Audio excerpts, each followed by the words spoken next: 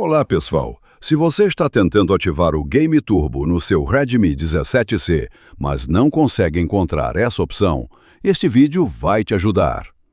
Muitos usuários procuram o Game Turbo nas configurações e acabam achando que o recurso não existe no Redmi 17C. Mas será que ele realmente está disponível? E, se estiver, onde exatamente encontrar?